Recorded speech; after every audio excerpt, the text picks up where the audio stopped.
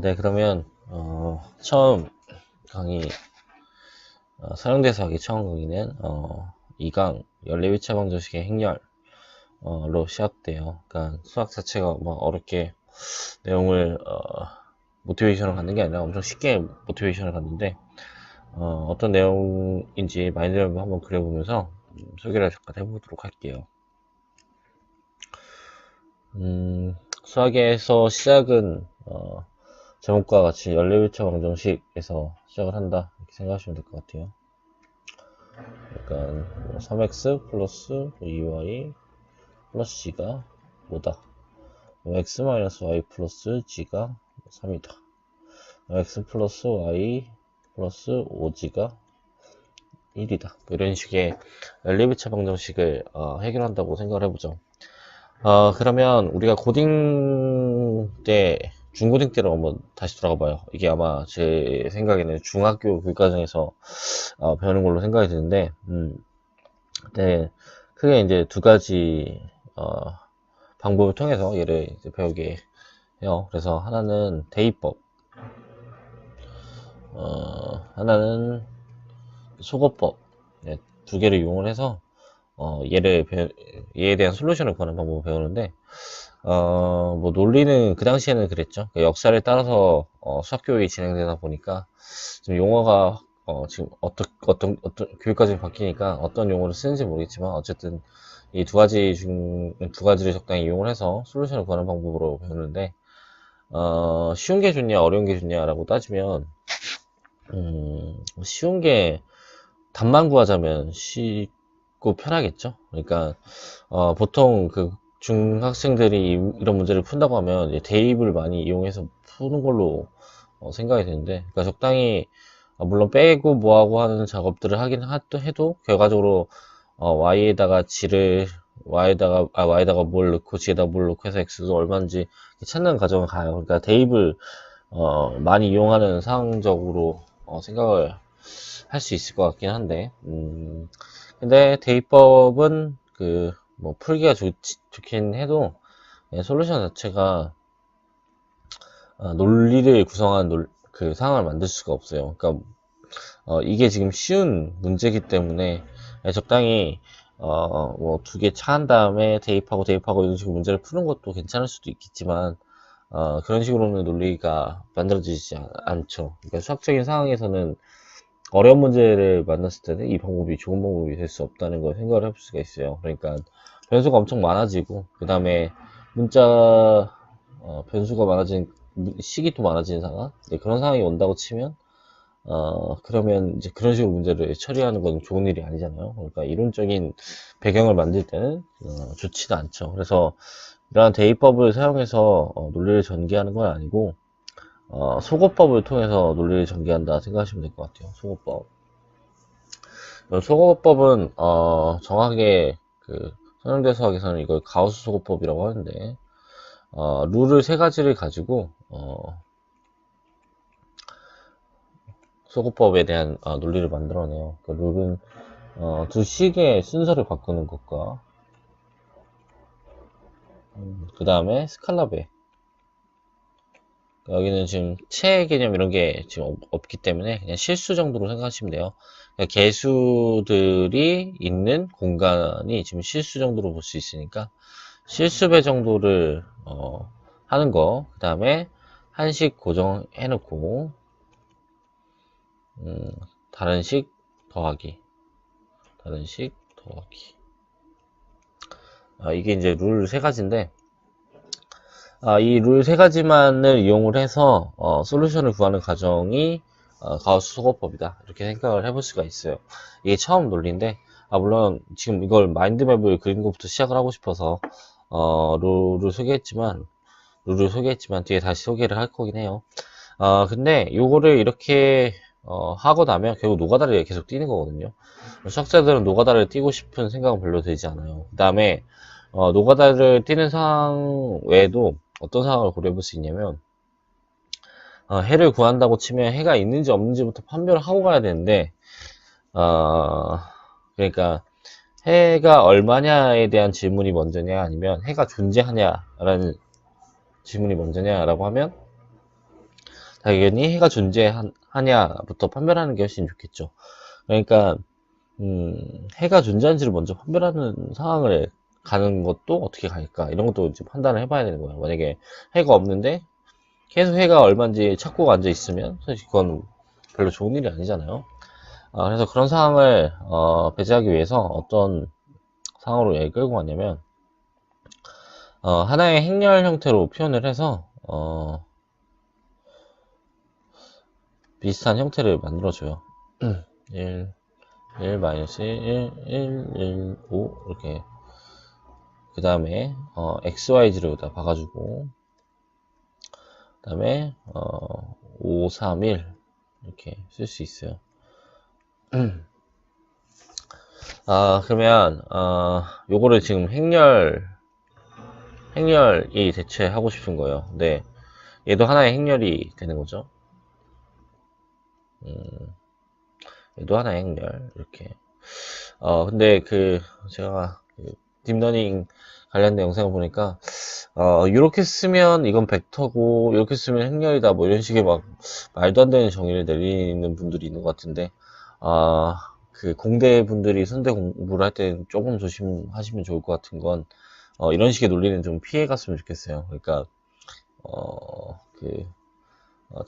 공대 친구랑 세미나 하면서 그러니까 이거 이해하는 친구가 세미나 하면서 느낀 거는 어떤 이유를 물어보거나 상황적인 걸 물어보게 되면 뭔가 우리는 그냥 그래 이런 식의 얘기를 많이 하는데 그런 식으로 알면 수학을 제대로 알기가 힘들어요. 그러니까 논리를 좀 바꿨으면 좋겠고 어쨌든 행렬 형태로서 얘네들을 고려할 수 있어요. 그러니까 행렬 곱하기 연산이 이렇게 들어갔을 때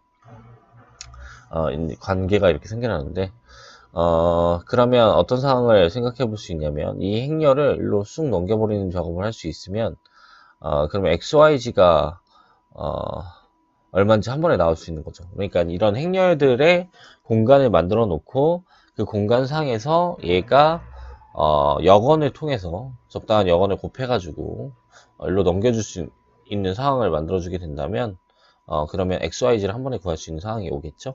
그래서 여기에 변수가 아무리 많든 식이 아무리 많든 간에 그 솔루션을 구하는 방법이 좀 더 편하게 고려가 될 거고 하나 더 고려를 해보자면 그러면 결과적으로 이 친구가 넘어갈 수 있냐 없냐를 따지는 게 결국 해가 존재하냐 안 하냐를 따지는 상황과 동치관계로 이루어질 수 있다는 걸 생각을 해볼 수가 있어요. 그래서 처음 논리는 이제 행렬의 연계를 하는 게 처음 논리가 돼요. 행렬과 해가 관계. 근데 여기서 수학자들이 생각을 해보기에 어떤 생각을 해볼 수 있냐면 이렇게 XYZ라는 좌표와 5,3,1이라는 이 좌표를 하나의 벡터 공간의 원소로 이렇게 보고 싶은 거예요. 이렇게. R3 정도로 생각할 수 있죠. 물론 이게 정사각 행렬이기 때문에 3x3여서 3에서 3으로 가는 거긴 한데 일반적으로는 이거와 이게 이제 다른 공간의 원소일 수도 있겠죠. 그러면 이런 친구는 하나의 벡터 공간의 상태인 걸 알 수가 있어요. 그러니까 벡터 공간이라고 하는 거는 이따 공리를 소개할 거긴 하지만 어떤 1차 결합성으로 이루어져 있는 원소들 벡터들을 가지고 있는 이제 하나의 대수적인 공간인데 이 공간의 원소로서 XYZ와 5,3,1을 보겠다라는 거죠. 그렇게 되면 결국 이 행렬이 뭐냐 이거죠. 이 행렬이 그러면 이 행렬은 벡터의 값을 집어넣었더니 어떤 벡터에 대응됐죠. 그러면 함수의 값으로서 고려를 해보자면 결국 이 행렬이라고 하는 녀석은 벡터 공간에서 벡터 공간으로 대응시키는 하나의 함수로서 이 행렬을 고려할 수 있는 상황이 오는 거죠. 그래서 이 행렬을 선형사상으로 보는 상황과 선형사상 그 다음에 벡터 스페이스의 원수로서 이 벡터들을 고려하는 상황을 생각하는 게 이제 저희가 수영대 수학에서 하는 일이고 그런 상황을 좀 더 고려하게 되면 고유값 고유벡터와 같은 논리를 통해서 좀 기하적인 상황과 연계성을 고려할 수도 있고 아니면 수학적인 영역을 좀 더 넓혀가는 상황을 만들 수도 있는데 제가 소개하고 싶은 건 그냥 고유값까지 소개하는 걸로 고려하고 싶은 거고, 고유값까지 소개하면, 뭐, 고유값 분해 같은 것도 소개할 수 있는 상황까지 만들 수 있겠죠. 어쨌든 이제 그런 상황이다. 이렇게 생각을 하시면 될 것 같고, 그러면 일단 먼저 볼 거는 연립차 방정식이랑 행렬들을 먼저 보면 좋을 것 같아요. 그래서 잠깐 페이지를 넘겨보면, 이게 지금 가우스 소거법이라고 하는 거예요. 1차 체계라고 하고 있는데, 이 1차 체계라고 하는 거는 연립차 방정식을 고려하는 거고, 다음 연산들이, 들러 방정식을 바꿔도 해가 같다. 그러니까 이 룰 3개를 지켜서, 계속 시향을 하다 보면, 해 형태에 대한 정보가 나올 거야. 라는 얘기고, 이런 연산을 뭐라고 하냐면 기본 연산이다 이렇게 얘기를 해줘요. 기본 연산. 그러면 결과적으로 우리가 어떤 형태를 만들 거냐라고 하면 이 사다리꼴 형태를 만드는 게 저의 최종 목표다 이렇게 생각하면 될 것 같아요. 그러니까 좀 쉬운 형태에서 생각을 해보죠. x 플러스 y 플러스 g가 1이고 그 다음에 x 마이너스 y 마이너스 g가 2고 그 다음에 마이너스 x 플러스 y 플러스 g가 3이다. 이렇게 나왔다고 쳐보죠. 그러면 가우스 소거법을 통해서 우리가 이 솔루션을 구하고 싶은 거니까 결국 사다리꼴 형태를 만들어주고 싶다는 건데 사다리꼴 형태는 이런 형태. 그러니까 이런 뭐죠? 직각사각형 형태를 만들고 싶어요. 근데 물론 삼각형 형태래. 근데 삼각형이 안 만들어질 수도 있고 만들어질 수도 있겠죠. 근데 어쨌든 최대한 이런 입실론 폼 형태를 만드는 게 최종 목표인데 와닿지 않는 분들을 위해서 예를 들어서 이걸로 소개를 한번 해볼게요. 그러면 처음 룰을 적용을 했다고 치면 어떤 상황을 생각해 볼 수 있냐면 이 처음 식에서 두 번째 식을 더 해보죠. 그러니까 이 세 번째 룰을 적용시킨다고 하면 되겠죠. 인덱스를 매기는 게 좋으니까 3,1로 표현을 해서 계산을 한번 해보면 x 플러스 y 플러스 g는 그대로 있는 상태이고 x 플러스 y 플러스 g를 이 뒤에 거에다가 합을 취해주는 거예요. 그러면 2x고 y끼리 더하면 0이고 g끼리 더하면 0이니까 이게 3이 되는 상태가 되겠죠. 그 다음에 여기는 마이너스 x 플러스 y 플러스 g가 3이다 이렇게 나온 상황이 될 거고 또 룰을 이제 취해 볼 건데 여기다가 룰을 하나만 더 박아볼까요? 그러니까 이거는 두 번째 룰을 이번에 박아보고 싶은데 두 번째 룰에 대한 첫 번째 상황이면 스칼라벨을 취해도 된다고 했으니까 실수벨을 취해도 된다고 했으니까 양변에다 2분의 1을 이렇게 곱하게 되면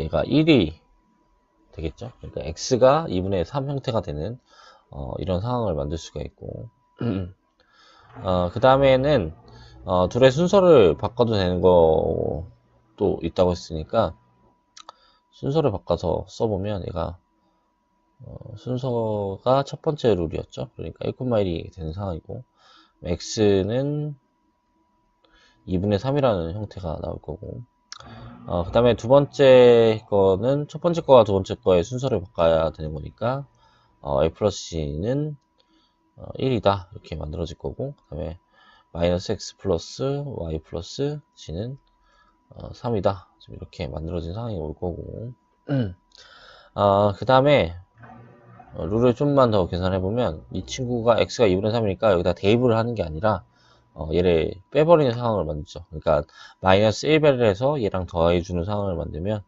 x는 2분의 3이라는 형태가 나오고 그 다음에 얘랑 얘 더한 걸 생각해보면 마이너스 1배에서 더해준 거 생각해보면 y 플러스 g 형태가 나오고 이거는 2분의 5가 되겠죠.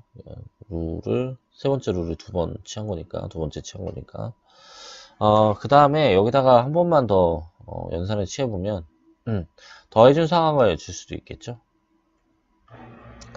3,3으로 해주면 x가 날라갈 거고 y 플러스 g가 만들어질 거고 그러면 이게 두 개 더해지면 2분의 9가 될 테니까 이런 형태가 만들어진 거예요. 이게 기하 행사다리꼴 형태이긴 한데 솔루션이 구할 수 없는 그런 상태가 되겠죠. 왜냐면 y 플러스 g가 2분의 5면서 2분의 9인 상황은 존재할 수가 없기 때문에 얘는 해가 존재하지 않아요. 어쨌든 이런 기하 행사다리꼴까지 취해지면 만약에 y가 없어지는 g가 얼마고 y 플러스 g가 2분의 5고 x가 2분의 3인 형태가 만들어지면 솔루션이 구해지는 상황도 올 수 있겠죠. 그래서 이런 식의 가우스 소거법을 통해서 해를 구해가는 과정을 생각을 해볼 수가 있다는 거죠. 그러니까 역사의 처음은 이런 식으로 시작이 된 거다, 이렇게 고려를 하시면 될 것 같고, 근데 이렇게 보니까 한계성이 있었다 이거죠. 그러니까 물론 서영대수 시간에 이걸 열심히 연습하겠지만 진짜 학부 과정에서 공부할 때는 저희는 이제 가볍게 봐야 되니까 요 정도만 얘기를 하고, 그러면 이걸 행렬의 언어로 바꿔보자, 이렇게 생각을 해볼 수가 있어요. 그래서 잠깐 넘겨보면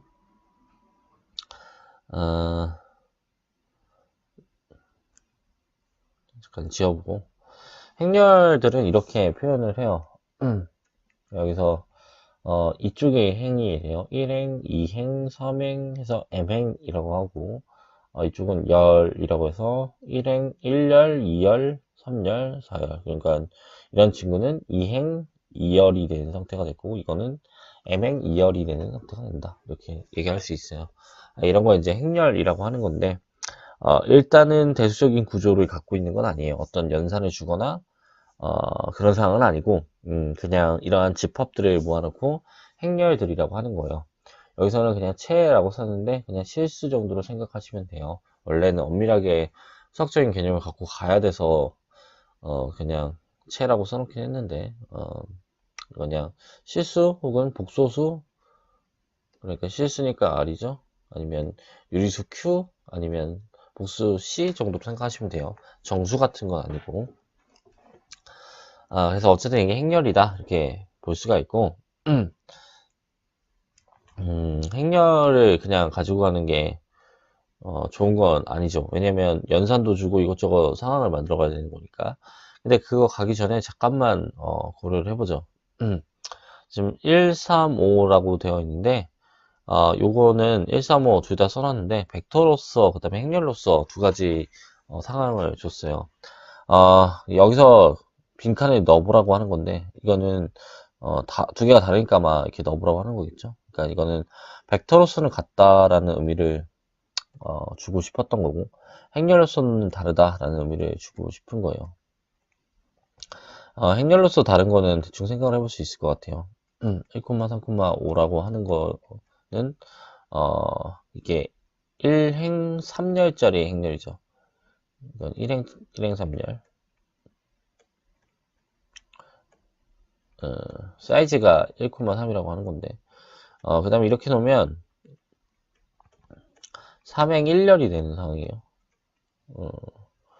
그러니까 행렬 입장에서 보면 사이즈가 다른 행렬이기 때문에 행렬 입장에서는 다르다라고 얘기를 하는 거고, 벡터로서는 같다라고 얘기를 해줄 수 있어요. 그러니까 원래 그 순서상의 개념, 벡터의 개념은, 그러니까 저희는 지금 이렇게 1,3,5라고 쓰잖아요. 근데 처음 시작은 이렇게 1,3,5로 시작을 해요. 근데 이렇게 쓰면 뭔가 뭐죠? 편리하지 않죠. 그러니까 불편함이 생길 수 있는 게, 순서상의 길이가 계속 길어지면 한 페이지를 그대로 그냥 날려먹고 써야 되는 상황이 오니까, 이런 형태를 바꾸기 위해서 그냥 이렇게 디노트를 해버린 거예요. 디노트라는 거는 표기를 하자는 거죠. 그래서 벡터의 개념으로는 얘나 그냥 같은 형태로 볼 수 있는데 행렬로서는 다르다라고 할 수 있다는 거예요. 그러니까 얘는 하나의 행렬이고 이걸 그냥 벡터로 보시는 건 아니에요. 좀 더 넘어가서 이 행렬에 대한 개념을 이제 연산을 좀 줘보고 싶은데, 일단 연산을 더하기 연산부터 주죠. 그러면 그냥 전체 구조에다가 주지는 않고 그냥 이렇게 표현할게요. 이게 지금 어떤 집합이냐면, 크기가 n 곱하기 n짜리 행렬들을 죄다 모은 거예요. 그 다음에 성분은 실수로 갖는 그런 애들을 모은 거예요. 그러면 여기다가 더하기 연산을 하나 주고 싶은 거고, 그 다음에 곱하기 연산을 하나 주고 싶은데, 나중에 곱하기 연산을 주는 걸로 하고, 이거는 지금 스칼라베예요. 스칼라베. 그래서 이러한 그 공간을 고려하는 거죠. 그러니까 원래 막 그 뭐죠, 대수학이라는 개념을 지금 잘 아시는지는 모르겠지만, 그 지금 현재 교육과정에서는 여건 이런 개념들을 배우지 않지만, 저희 교육과정, 제가 이제 학교 다닐 때는 아마 이제 듣는 분들도 아마 그러셨을 것 같은데, 여건의 개념 같은 걸 배웠어요. 실수체계, 복수체계. 그리고 좀 연배가 있으신 분들은 그 복수 평면까지도 아마 배우셨을 텐데, 수학적으로 되게 중요한 의미들을 갖고 있어요. 그런 의미들이. 그러니까 고등학교 때는, 중고등학교 때는 학원에서 막 그 소개하는 거 보면 애들이 사칙연산을 잘 알아야 되고 뭐 이런 얘기를 하지만, 수학은 사실 사칙연산이 필요하지 않아요. 사칙연산을 갖고 얘기하는 것이 아니라, 더하기 연산과 곱하기 연산에 보통 집착을 해서 가는 거고, 물론 일반적인 상황이 훨씬 있지만 그거는 얘기하려고 하는 건 아니니까, 그냥 뭐랄까요, 상황을 좀 이렇게 줄여가지고 진짜 수학 얘기 말고 수학 교육 입장에서 고려를 해보면, 더하기에 대한 개념을 가지고 마이너스를 얘기해줘요. 마이너스는 더하기 입장에서 보면 더하기에 대한 여건이 되는 거예요. 항등원 여건 개념에서 여건의 개념을 가져가는 거고, 나누기는 곱하기에 대해서 여건을 가져가는 건데, 그런 의미에서 보면 연산이 두 개밖에 필요가 없어요. 그러니까 왜 뭐 2를 나누는 상황을 그냥 2분의 1을 곱하는 상황을 고려하는 거잖아요.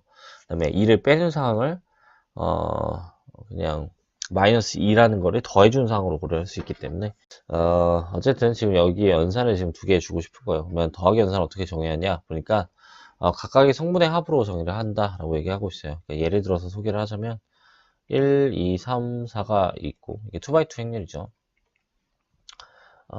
1, 5, 6, 7이 있다고 치면 각각의 순서를 맞춰서 더해주면 된다는 거예요. 1이랑 1 더하고 2하고 7, 3하고 6 더하면 9, 4하고 7 더하면 11, 이렇게 이제 계산을 하겠다는 거고. 그래서 스칼라베라고 하는 거는 어떻게 정의한다고 했냐면, 5, 10, 15, 20 이런 행렬이 있다고 치면, 이게 5의 배수들이니까 5로 묶어서 생각을 해보면 이렇게 쓸 수 있을 것 같아요. 1, 2, 3, 4. 그러니까 실제로 이거는 스칼라베라는 연산을 정의한 건데, 분배했을 때 이 결과가 같아지는 상황이 오겠죠.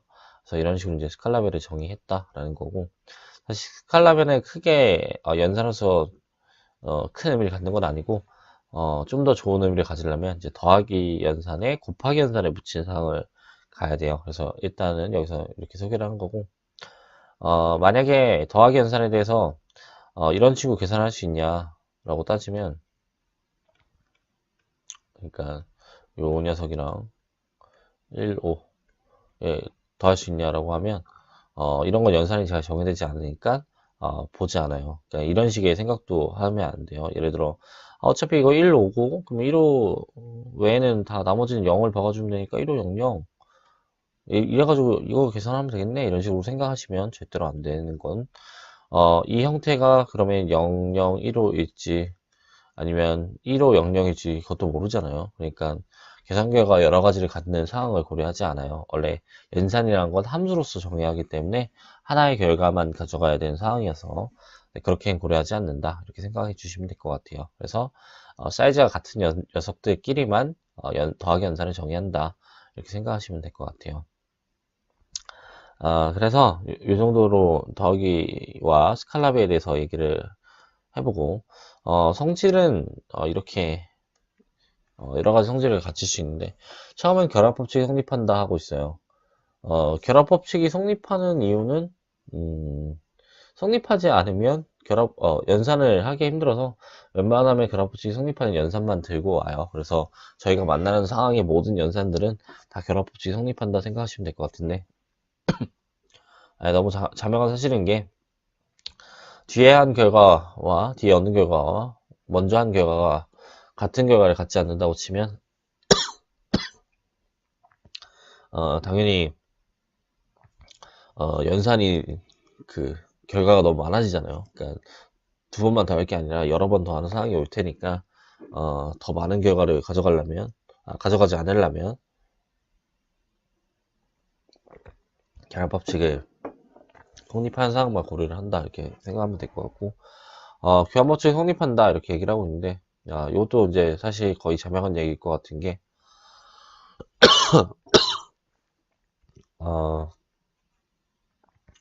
만약에 A 더하기 B 그다음에 C 더하기 D 그다음에 E 더하기 F 그다음에 G하고 H의 합 요게 사실 이렇게 볼 수 있잖아요. 얘네들의 순서를 바꾸지 않고 보면 A, C, E, G와 그다음에 B, D, F, H의 합과 같다는 걸 알 수가 있죠. 이게 연산의 정의였으니까. 근데 얘네들의 순서를 바꿔도 되니까 이렇게 써도 상관없을 것 같아요. B 더하기 A, 그 다음에 D 더하기 C, 그 다음에 F 더하기 E, 그 다음에 H 더하기 G. 이렇게 쓰면 순서가 바뀌어서 B, D, F, H 더하기 A, C, E, G 이렇게 보일 테니까 결과적으로 둘이 같아진다는 걸 알 수가 있겠죠. 그러니까 교환법칙이 성립한다라는 거예요. 그래서 더하기 연산은 이제 그렇게 볼 수가 있고, 그 다음에 이 0이라고 하는 녀석은 영행렬을 얘기하는 건데, 더하기에 대한 항등원이 된대요. 그러니까 어차피 모든 성분이 0인 걸 영행렬로 정의하면, 당연히 A가 그대로 나온 상황이 오겠죠. 그래서 A에다가 영행렬 더하면 A고, 이런 거를 더하기에 대한 항등원이다. 이렇게 얘기를 하고 있어요. 그 다음에 항등원이 나오게 하는 걸 역원이라고 하는 건데, 이게 마이너스 A, 마이너스 1이라는 스칼라벨을 취한 녀석을 마이너스 A라고 표현하는데 이 친구만큼 더해주면 0이 된다 이거죠. 네, 이것도 마찬가지로 A, B, C, D가 있다고 치면 마이너스 A를 더한다는 거는 어떤 상황이냐면 마이너스 A, 마이너스 B, 마이너스 C, 마이너스 D 이 상황이 되는 거고 이거는 이제 묶어서 보면 더하기 정의에서 A 빼기 A, B 빼기 B, C 빼기 D, C 빼기 G, D 빼기 D 이 상황이 만들어지는 거니까 얘가 0000이 되는 거죠. 0000 0000은 영행렬을 얘기하는 거니까 영행렬 이렇게 얘기하는 상황이 온다는 거죠. 그래서 이런 친구를 역원이라고 하는데 역원이 된다는 거고 그러면 아까 스칼라베들이 있었으니까 그 상황을 같이 붙이게 해서 분배법칙이 성립한다, 결합법칙이 성립한다, 뭐 1배를 하면 A가 된다, 뭐 이런 성질을 가져갈 수 있다는 건데 아마 직관적으로 잘 아실 수 있는 성질일 것 같아서 이 정도로만 소개를 하고 넘어가도록 할게요. 그 다음에 곱하기에 대한 정의를 지금 하고 있는데 이거 곱하기를 이렇게 디노트를 했어요. 그럼 요 표현이 지금 뭐냐라고 하면 좀 와닿지 않는 분들이 있을 수 있을 것 같으니까 어떻게 지금 고려할 걸 생각해 보냐면 아까 전에 저희가 만났던 그 상황을 생각을 해봐요. 잠깐만. 아까 이 스칼라베가 돼 있는 1차식들이 있었잖아요.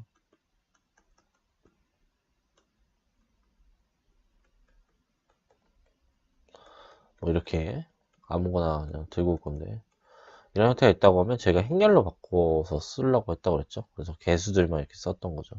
111, 211, 1마 1, 5 이렇게 쓰면 여기다가 XYZ 형태를 써서 531 형태를 줬는데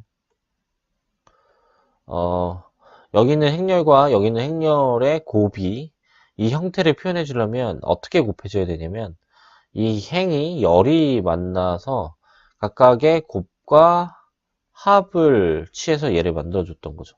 1x, 그러니까 1x, 1y, 1g니까 여기 처음 식이 나와서 그게 5라고 하는 거고 그 다음에 2x 플러스 y 플러스 g니까 이렇게 만나서 2x 플러스 y 플러스 g가 됐던 상황이고 그 다음에 1-5는 x 플러스 y g가 이렇게 만나서 x y 플러스 5g가 돼서 이 형태를 만든 거죠.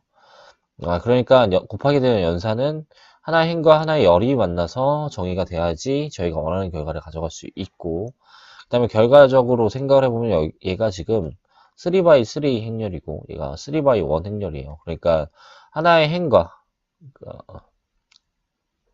뭐죠? 이게 지금 열 부분이 될 텐데 지금 보낸 녀석 그러니까 이쪽 부분이랑 이쪽 부분이 같아야지만 연산이 잘 정의되겠죠. 열과 행이 같아져야 되겠네요. 그래서 요거 요 부분이 같아져야 연산이 잘 정의되는 상황이 되고 얘들이 같아서 연산이 됐다고 치면 끝과 끝이 3,1 형태가 돼서 얘를 만들었나 보다 생각을 해볼 수 있어요. 사실 그렇게 해서 얘가 정의되는 상황이다. 이렇게 고려를 해보시면 될 것 같은데 이렇게 m 곱하기 p와 p 곱하기 n 형태가 p로서 같아지면 n 곱하기 n이라는 결과를 가져갈 수 있다는 게 행렬의 곱하기 형태인데 이거를 예를 들어서 이제 계산 한번 실제로 해보면 1, 2, 3, 4, 5, 6, 0, 0, 0 이렇게 주고 얘는 1, 1, 1, 1, 2, 3, 0, 0, 0 이렇게 줘보자. 0, 0, 0을 준 이유는 뒤에 계산을 좀 생략하기 위해서인데 그러면 어떻게 계산하냐면 하나의 첫 번째 행은과 그다음 첫 번째 열을 만나서 여기다가 계산해 주는 거예요. 그러면 1과 1을 곱한 건 1이고 더하기 2와 1이 만난 것은 2고 더하기 0과 3이 만난 건 0이니까 이게 3이다 이렇게 쓸 수가 있죠. 다시 1과 1이 만난 건 1이고 2와 2가 만난 거는 4가 될 거고 3과 0이 만난 건 0이니까 얘는 5예요 이렇게 쓸 수 있죠. 이제 귀찮으니까 한 번에 계산해보면 1과 6의 합이니까 7이 된다는 거 알 수가 있고 4, 5, 6이랑 1, 1, 0이 만나는 거니까 9가 되는 상황이고 4, 5, 6과 1, 2, 0이 만나는 거니까 14가 되는 상황이 나올 거고 4, 5, 6과 1, 3, 0이 만나는 상황이니까 4 더하기 15, 6, 19가 되는 상황이 올 거고 0, 0, 0, 0, 0, 0, 0, 0, 0 그래서 이런 식의 이제 계산을 하는 게 행렬곱이다 이렇게 얘기를 해볼 수가 있어요. 그래서 이런 걸 정의했던 상황이고 여기 이제 어느 정도의 성질들이 있을 것 같은데 여기서 우리가 고등학교 때 배웠던 그 행렬이 이 행렬인데 일반적으로 a 곱하기 b가 b 곱하기 a랑 같다는 얘기를 해줄 수가 없어요. 이거는 일반적으로 같지 않아요. 예를 들어 한번 생각해 보면 1, 2, 3, 0이 있고 그 다음에 1, 1, 5, 5가 이렇게 있다고 쳤을 때 얘를 계산했다고 치면 얘가 1과 2가 1호를 만나는 거니까 1 더하기 10이 돼서 11이 돼요. 그러니까 나머지 뭐가 이렇게 나오겠죠. 만약에 둘의 순서를 바꿔서 계산했다고 해보죠. 1, 1, 5, 5, 그 다음에 1, 2, 3, 0이 순서가 바뀌어서 곱이 된 상황이니까 이렇게 만난 상황이 되면 결국 얘는 4, 모시기 이렇게 나오겠죠. 11이랑 4가 같지 않기 때문에 이 두 행렬은 같을 수가 없는 상황이 오겠죠. 그래서 일반적으로 교환 법칙이 성립하지 않는다 이렇게 생각하시면 될 것 같아요. 그래서 이런 상황을 고려해 볼 수가 있고 앞에서는 더하기 대한 항등원 같은 게 있었잖아요. 곱해도 항등원이 있을까 이런 걸 판단을 해보면 좋을 것 같은데 일단 다 지워버릴게요. 곱해에 대해서는 항등원이 뭐냐 이렇게 따지고 보면 A, B, C, D, E, F, G, H, I, J 이렇게 있다고 치면 얘 자신이 그대로 나오는 걸 항등원이라고 하는 거예요. 그러면 이렇게 1, 0, 0, 0, 1, 0, 0, 0, 1 0, 0, 1 죄송합니다. 그 고딩 때는 이걸 뭐 단위행렬 이렇게 배웠던 것 같은데 항등원의 개념을 이용해서 이걸 항등행렬이라고 해요. 그러니까 대각선만 1이고 나머지 다 0이 되는 거. 그러면 왜 이 자신이 여기 있는 형태 그대로가 나온지 계산 한번 해보면 이렇게 만나는 거니까 A만 나올 거고 이렇게 만나니까 B만 나올 거고 이렇게 만나니까 C만 나온다는 걸 알 수 있죠. 그러니까 A랑 0이 만나면 0이고 B랑 0 만나면 0이고 C랑 1이 만나는 거예요. A, B, C가 그대로 나오는 상황이 돼요. 마찬가지로 이건 E, F, G H, I, J 이렇게 나오겠죠. 그래서 이건 곱에 대한 항등원이다 이렇게 생각을 하시면 될 것 같아요. 그러면 이 외에도 어떤 상황을 볼 수 있는지 한번 고려를 해봤으면 좋겠는데 이제 잠깐 넘겨보죠. 보니까 이런 네 가지 성질을 가져갈 수 있다라고 하고 있어요. 여기서는 크게 의미를 가져가지 못하고 결합법칙 정도는 가져갈 수가 있다. 그 다음에 분배, 그 다음에 스칼라도 왔다 갔다 할 수 있어요. 그런 성질을 갖고 있대요. 근데 이런 성질은 사실 더하기 연산이 있고 곱하기 연산이 있으니까 두 연산이 잘 왔다 갔다 할 수 있는 상황을 줘야지만 계산을 용이하게 할 수 있잖아요. 그래서 이런 성질들을 가져갈 수 있다는 것 정도로 생각하시면 될 것 같아요. 네, 직관적으로 어느 정도 알 수는 있죠, 사실. 그 다음에 잘 안 보는 형태인데 이걸 전치행렬이라고 해요. 전치행렬. 그러니까 나중에 이용을 할 때가 있어서 표현만 하고 할 것 같은데 만약에 이게 1, 2, 3, 4가 있다고 치면 요 A 트랜스포즈라고 하는데 T는 트랜스포즈의 T라고 해서 이렇게 표현하는 거예요. 그러면 어떻게 되는 거냐면 JI, 그러니까 열과 행이 바뀌어진 상태니까 요 1, 2를 밑으로 써주는 상황이 오는 거예요. 1, 2, 그다음에 3, 4. 이걸 이제 전체 행렬이다 이렇게 얘기를 하고 전체 행렬과 자기 자신이 같을 땐 대칭 행렬, 마이너스 차이가 날 때는 반대칭 행렬, 스큐 시메트릭 뭐 이렇게 얘기하는데 저희가 크게 지금 이 의미를 가져갈 필요는 없어서 이 정도로만 소개하는 상황을 가져갈게요.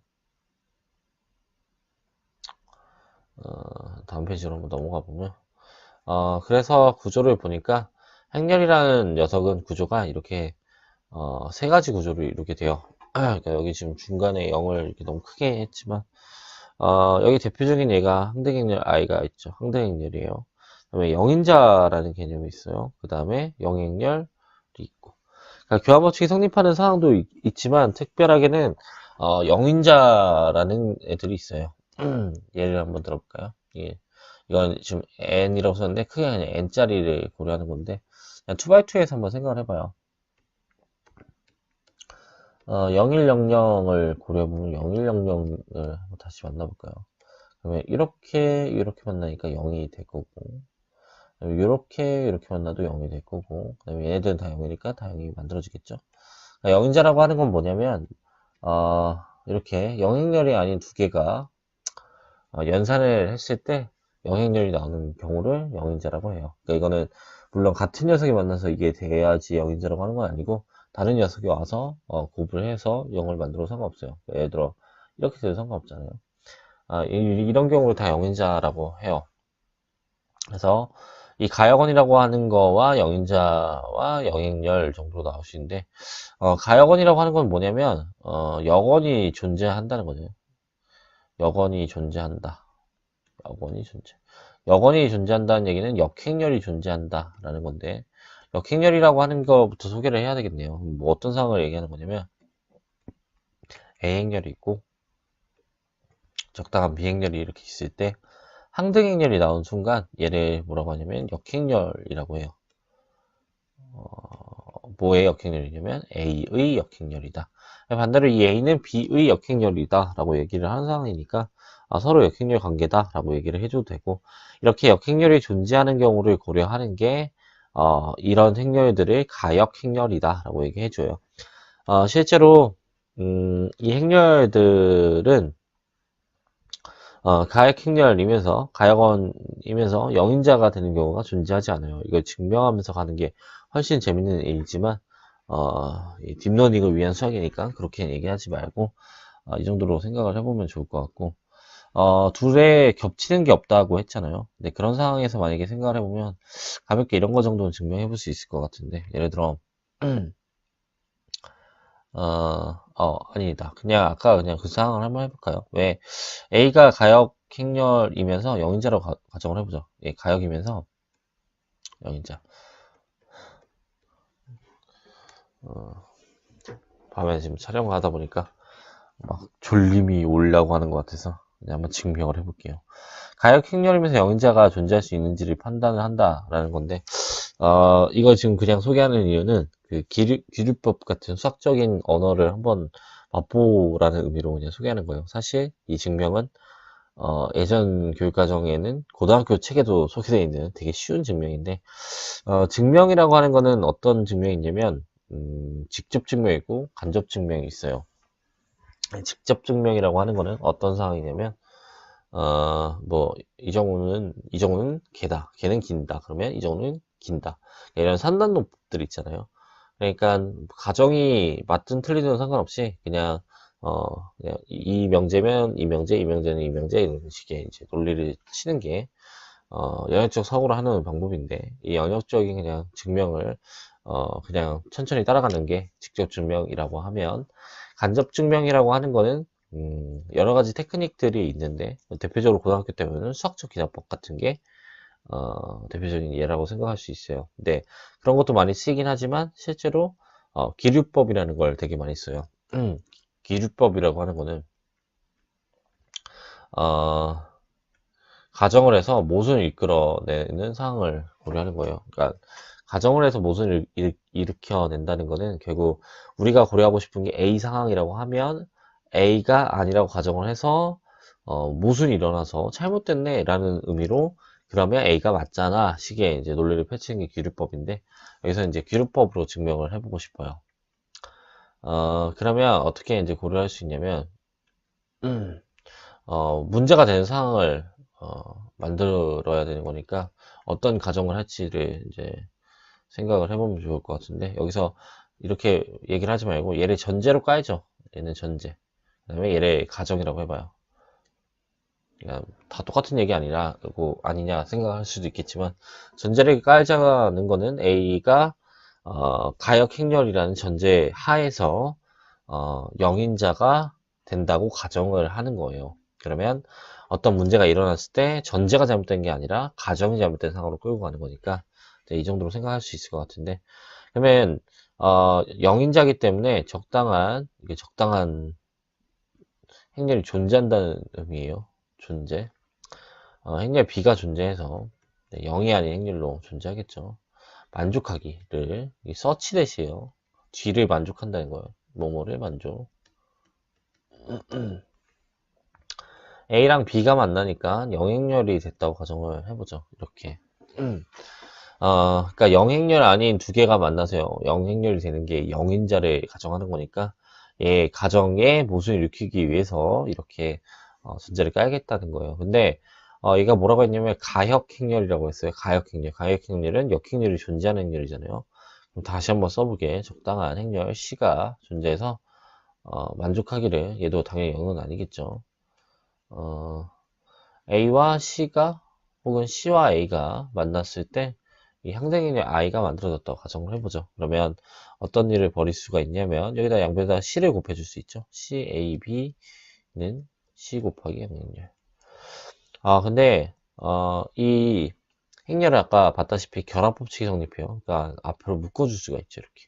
그럼 이거는 항등행렬이 되고 항등행렬과 B가 만나면 어차피 B니까 B는 C 곱하기 영행렬인데 영행렬은 뭘 곱해도 0이니까 영행렬이 된다는 걸 보장해 줄 수 있죠.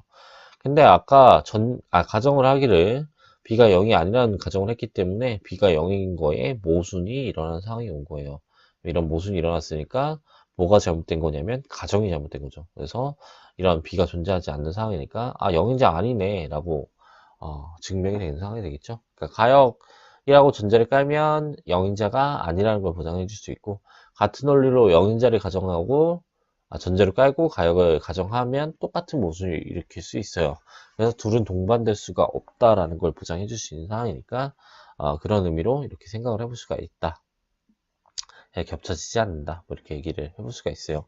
그래서 행렬 구조는 이런 구조를 갖는 상황이 되고 요런 걸 하나의 대수적 구조다라고 얘기를 하는데 엄밀하게는 이렇게 집합이 있고 더하기 연산이 있고 곱하기 연산 이거 스칼라배가 아니라 곱하기예요.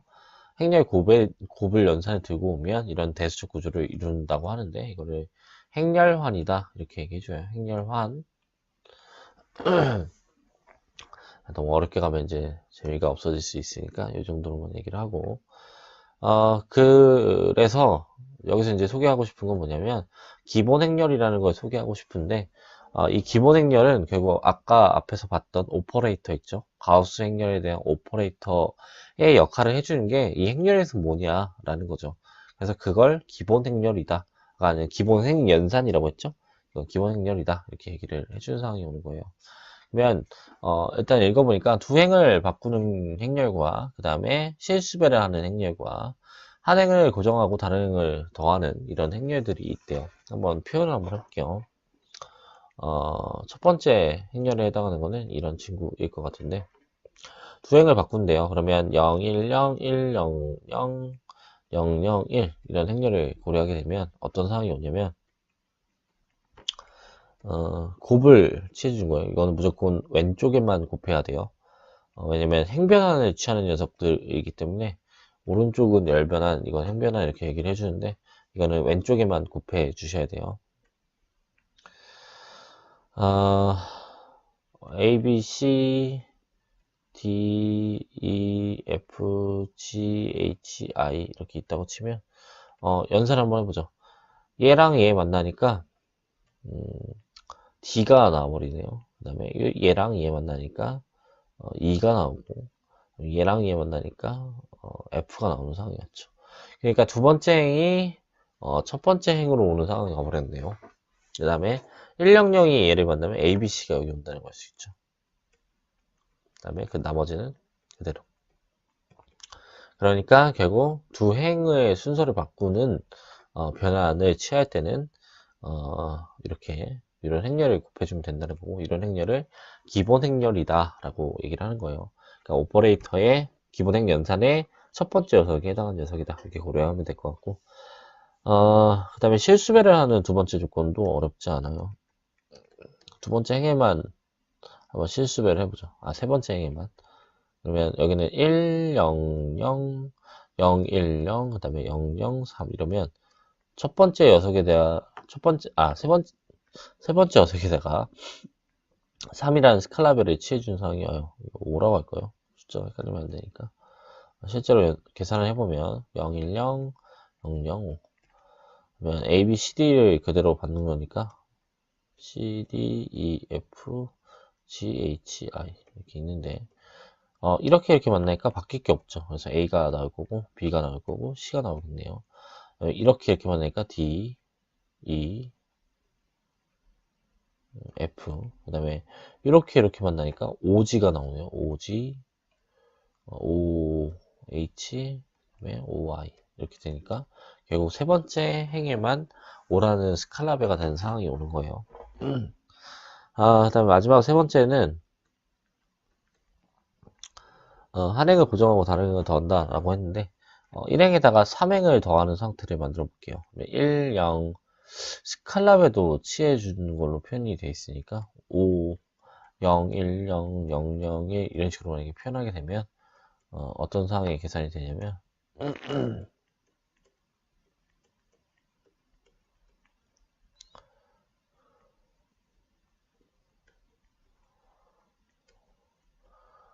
행렬 쓰는 건 엄청 힘든 일인 것 같아요.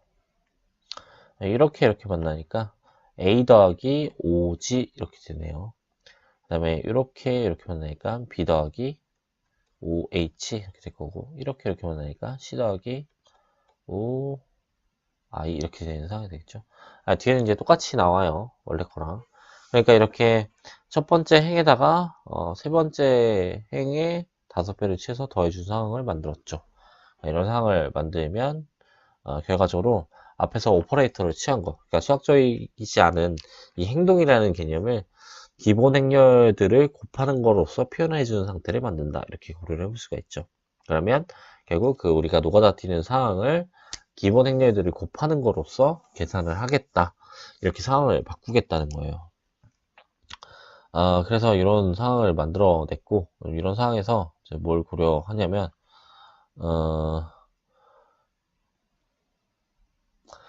해와의 관계를 이제 만들어주고 싶은 건데, 상황을 보니까 다음 명제가 동치 명제다. 이렇게 얘기를 하고 있는데, 결국 AX가 0이 나오게 하는 유일한 해를 0으로 갖는 상황은 얘가 정치 행렬이 되는 상황이다 라고 얘기를 할 수 있대요. 그러니까 쉽게 2x2로 계산을 해보자면 1, 2, 0, 1 같은 상황을 생각을 해보죠. 그러면 여기서 말하는 x가 이런 x, y를 고려하는 거니까 얘가 0이 되는 상황을 고려하죠. 그러면 결국 어떤 일을 벌이는 거냐면 이런 상황에서 얘가 역행렬이 곱해지면 여기다 역행렬이 곱해지는 상황이 와버리면 xy가 0으로 솔루션을 가질 수밖에 없는 상황이 오는 거잖아요. 그러니까 그런 상황을 만들고 싶은 건데 역행렬이라는 개념은 지금 얘기는 했지만 어떤 식으로 이제 의미를 부여해야 되냐라고 치면 얘가 항등행렬이 될 때까지 만들어주는 게 역행렬이잖아요. 근데 항등행렬을 만들어준 녀석을 고려해 보니까 결국 기본 행변안을 통해서 얻어갈 수가 있다는 걸 알 수 있죠. 그러니까 우리가 가우스 소거법을 이용하듯이 다시 한 번만 표현해 보면 이렇게 써 있는데 여기는 영영을 여기다 잠깐 첨부를 할게요. 이런 거 첨부 행렬이라고 하는데 이 친구에다가 가우스 소거법을 취하듯이 계산을 해보죠. 그러면 여기다가 두 배를 해서 마이너스 두 배를 해서 더해준 상황을 가는 거죠. 그러면 1, 0, 0, 1, 0, 0 이렇게 된 상황이 되죠. 여기다가 원래 두 배를 해서 더해준 상황인데 여기에 0이기 때문에 아무 의미 없이 이렇게 돼버린 거예요. 그러면 얘는 원래는 소거법이라고 해서 이렇게 R로 표현했지만 이 행렬 입장에서 보면 결국 뭘 취한 거냐면 기본 행렬을 곱한 거랑 같은 거죠. 그러니까 어떻게 본 거냐면 요 오퍼레이터에 해당하는 걸 기본 행렬로 보자면 요 기본 행렬을 이렇게 곱해가지고 얘를 항등행렬을 만들어주고 싶은 상황이었던 거다 이렇게 보시면 돼요. 근데 여기가 지금 이렇게 됐다는 건 항등행렬이 됐다는 거예요.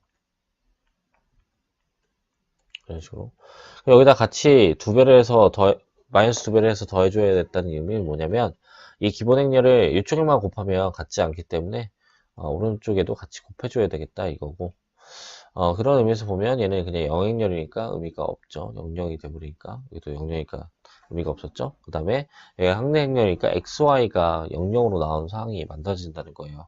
그러니까 결과적으로 유일하게 해를 갖는 상황은 얘가 정칙인 상황이고 그렇지 않은 경우에 대해서는 유일한 해를 갖지 않는 상황이 된다는 거죠.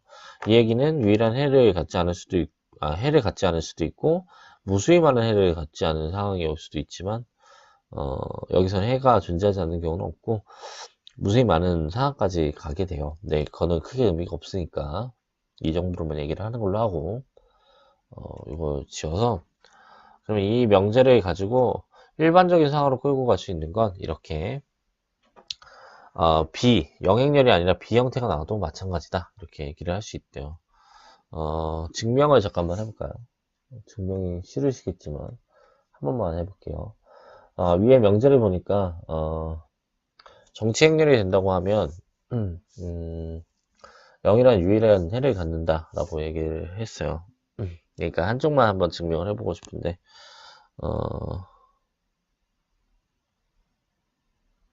이쪽으로 한번 증명해볼까요?